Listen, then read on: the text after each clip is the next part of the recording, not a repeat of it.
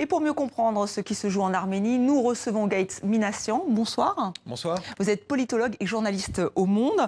Alors, Nicole Pachinian a beaucoup insisté sur la corruption dans son pays. Est-ce que ceux qui tiennent le pays économiquement vont le laisser faire? Comment vous l'expliquez? Alors d'abord, on peut l'expliquer tout simplement par le fait que la population massivement soit descendue dans la rue. Donc cette population qui descend dans la rue prend à contre-pied l'ensemble du corps institutionnel et des oligarques en particulier. Et le président sortant, Serge Sarkissian, ayant refusé l'option, je dirais, de la répression, tout son système a commencé à s'effondrer et les oligarques ont dû être obligés de suivre. Moscou, de loin, a suivi ça avec un peu d'abord de la bienveillance et un peu de neutralité. Et donc, le grand frère ne pouvait plus aussi intervenir directement dans le mouvement et dans le conflit. Donc les oligarques, pris entre l'absence de répression et une rue totalement gagnée aux idées de Nicole Pachinian, eh bien, les oligarques ont dû céder. Alors, ça ne veut pas dire qu'ils vont céder l'ensemble de leurs prérogatives et privilèges, mais ce sera un nouveau bras de fer qui va se mettre en place à partir d'aujourd'hui entre Nicole Pachinian, le nouveau Premier ministre, et cette majorité parlementaire qui est encore dépendante de l'ancien système. On va voir ce que ça va donner. Alors vous évoquez la Russie. Vladimir Poutine a été l'un des premiers à féliciter Nicole Pachinian. Qu'est-ce qu'on peut en penser? Plusieurs choses. La première, c'est que Vladimir Poutine n'appréciait pas trop le président sortant, Serge Sarkissian. Donc il était plutôt proche du Premier ministre sortant, Garen Garabedian, un ancien haut cadre de Gazprom. La deuxième raison, c'est que le sentiment anti-russe était monté en Arménie depuis quelques années pour diverses raisons.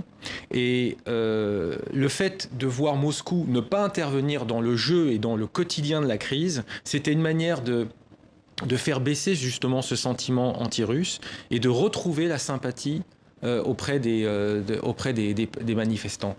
Troisièmement, je pense aussi que Vladimir Poutine et les Russes ont voulu montrer à travers leur position un peu de réserve, en retrait, que finalement, regardez, vous occidentaux, parce qu'on est souvent accusé par les Russes de fomenter des révolutions, les révolutions de couleur, regardez, là, il n'y a pas de levier occidental, d'intervention occidentale.